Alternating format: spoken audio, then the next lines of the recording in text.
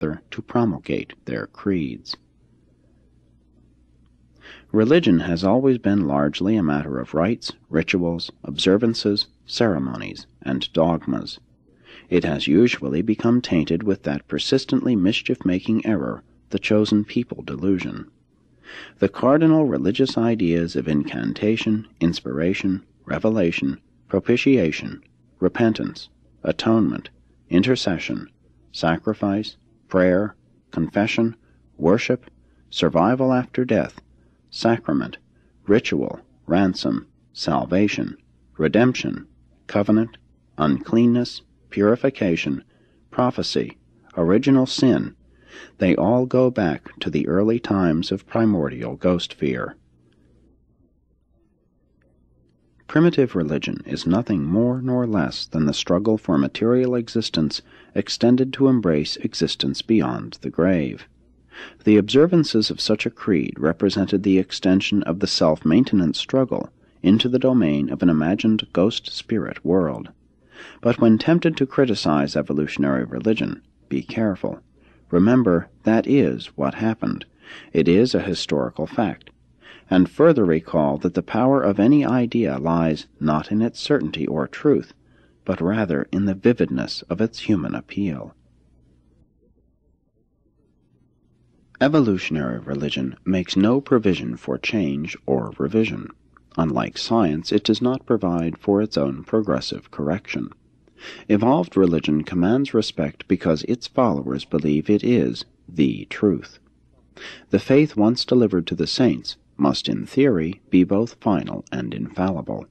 The cult resists development because real progress is certain to modify or destroy the cult itself. Therefore must revision always be forced upon it. Only two influences can modify and uplift the dogmas of natural religion: the pressure of the slowly advancing mores and the periodic illumination of epical revelation. And it is not strange that progress was slow. In ancient days, to be progressive or inventive meant to be killed as a sorcerer. The cult advances slowly in generation epochs and age-long cycles, but it does move forward. Evolutionary belief in ghosts laid the foundation for a philosophy of revealed religion which will eventually destroy the superstition of its origin. Religion has handicapped social development in many ways, but without religion there would have been no enduring morality nor ethics, no worthwhile civilization. Religion mothered much non-religious culture.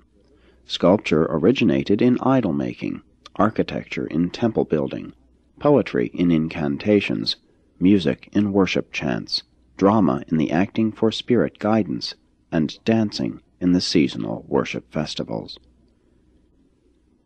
But while calling attention to the fact that religion was essential to the development and preservation of civilization, it should be recorded that natural religion has also done much to cripple and handicap the very civilization which it otherwise fostered and maintained.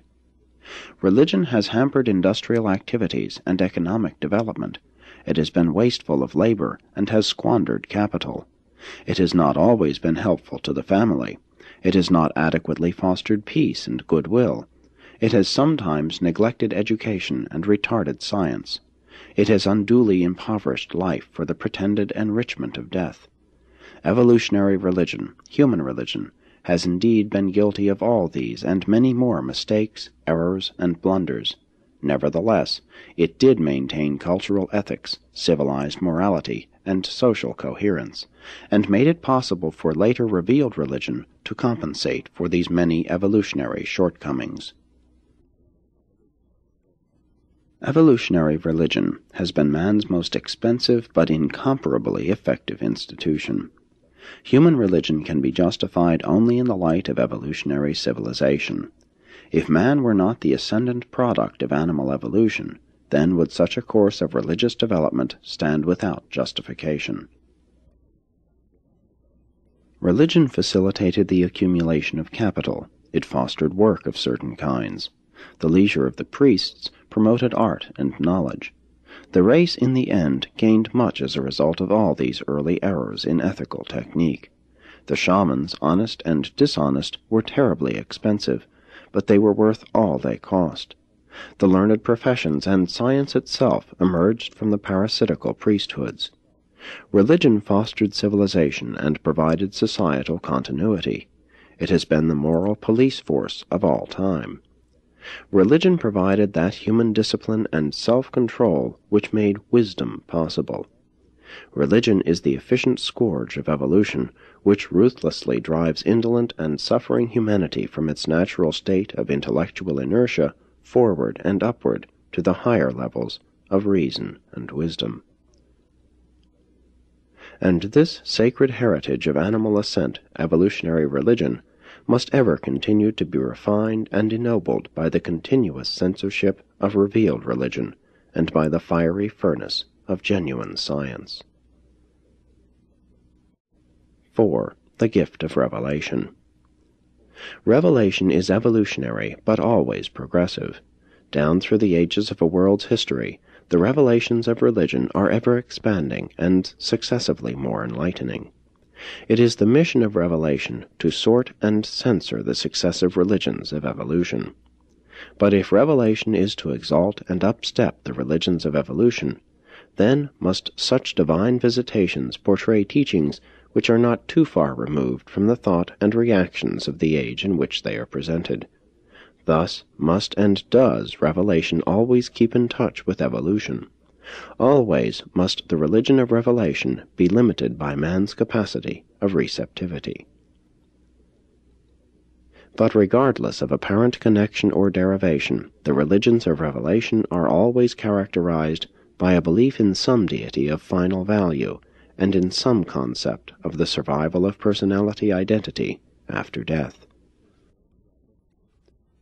Evolutionary religion is sentimental, not logical. It is man's reaction to belief in a hypothetical ghost-spirit world, the human belief reflex, excited by the realization and fear of the unknown. Revelatory religion is propounded by the real spiritual world. It is the response of the super-intellectual cosmos to the mortal hunger to believe in and depend upon the universal deities. Evolutionary religion pictures the circuitous gropings of humanity in quest of truth. Revelatory religion is that very truth. There have been many events of religious revelation, but only 5 of epical significance. These were as follows. 1. The Dalmatian teachings. The true concept of the first source and center was first promulgated on Urantia by the 100 corporeal members of Prince Caligastia's staff.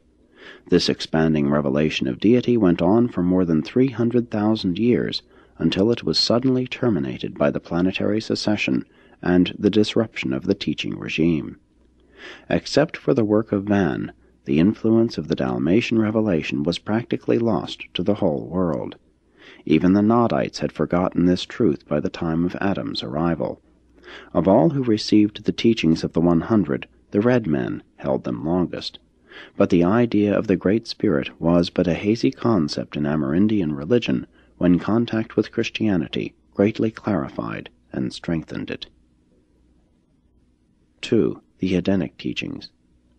Adam and Eve again portrayed the concept of the Father of all to the evolutionary peoples. The disruption of the first Eden halted the course of the Adamic revelation before it had ever fully started. But the aborted teachings of Adam were carried on by the Sethite priests, and some of these truths have never been entirely lost to the world. The entire trend of Levantine religious evolution was modified by the teachings of the Sethites. But by 2500 BC, mankind had largely lost sight of the revelation sponsored in the days of Eden. 3. Melchizedek of Salem. This emergency son of Nebadon inaugurated the third revelation of truth on Urantia. The cardinal precepts of his teachings were trust and faith. He taught trust in the omnipotent beneficence of God, and proclaimed that faith was the act by which men earned God's favor. His teachings gradually commingled with the beliefs and practices of various evolutionary religions, and finally developed into those theologic systems present on Urantia at the opening of the first millennium after Christ.